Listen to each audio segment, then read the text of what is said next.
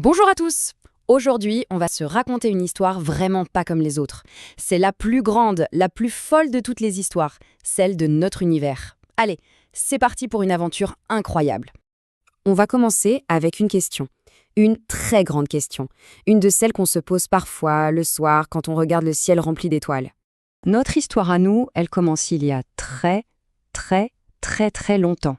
Et au tout début, l'univers tout entier était minuscule. Vraiment tout petit, plus petit qu'une petite bille. C'est un peu difficile à imaginer, hein? Pensez à ça. Toutes les étoiles, toutes les planètes, tout, étaient rassemblés bien au chaud, dans un point rikiki. C'est un peu comme si on essayait de ranger tous les jouets de la Terre dans une seule toute petite boîte. Et là, attention, c'est un point super important. On entend souvent le mot Big Bang et on pense à une énorme explosion, genre kaboum! Mais en fait, pas du tout. C'était plutôt comme un grand étirement. Vous savez, comme le matin au réveil quand on s'étire de tout son long, l'univers a fait un peu pareil. Bon, d'accord. Si ce n'était pas une explosion, alors ça s'est passé comment? Voyons un peu comment tout ça a commencé à grandir, à prendre de la place. Pour bien comprendre, on va utiliser une image très simple. Imaginez que notre univers, c'est comme un gros ballon de baudruche et que quelqu'un est en train de souffler dedans pour le gonfler. Ça explique tout parfaitement. Si on dessine des petits points sur notre ballon avant de le gonfler, qu'est-ce qui se passe quand on souffle? Les points s'éloignent les uns des autres. C'est exactement la même chose pour les galaxies. Elles ne volent pas dans l'espace, non, c'est l'espace lui-même qui s'agrandit entre elles. Juste au début, pendant les 3 premières minutes, l'univers c'était un peu comme une cuisine magique. Une cuisine géante qui préparait les tout premiers ingrédients. Un peu comme les briques de Lego, à partir desquelles on a ensuite tout construit. Alors, pendant très longtemps, l'univers tout neuf était comme dans un brouillard super épais et tout chaud.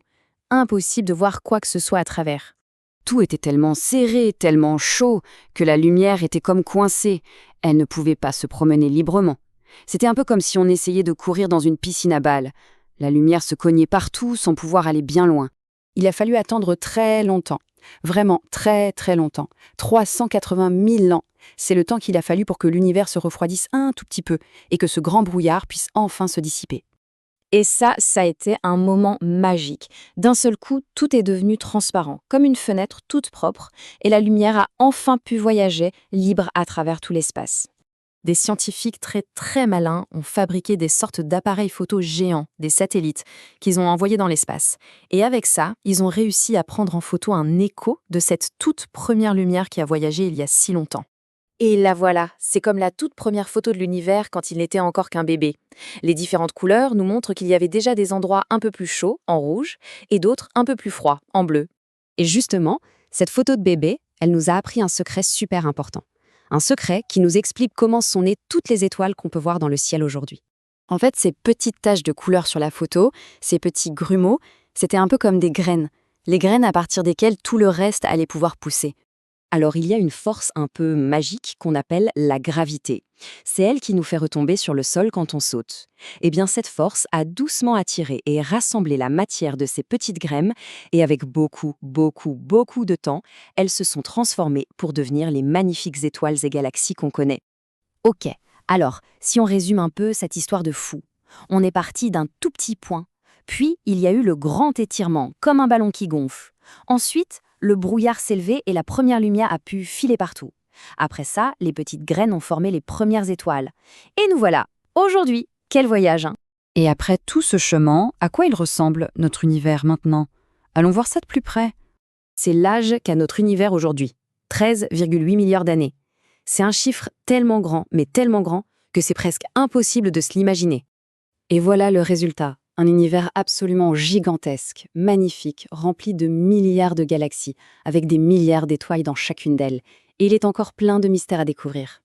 Et le plus fou, c'est que l'histoire n'est pas du tout terminée. Le grand étirement de l'univers, il continue, même en ce moment. Chaque jour, l'univers grandit encore, et les galaxies s'éloignent toujours plus les unes des autres. Ce qui nous laisse avec une dernière question vraiment passionnante. Si l'univers continue de s'étirer comme ça sans s'arrêter, quelles nouvelles merveilles, quels autres secrets allons-nous bien pouvoir découvrir là-haut, parmi les étoiles? L'aventure ne fait vraiment que commencer.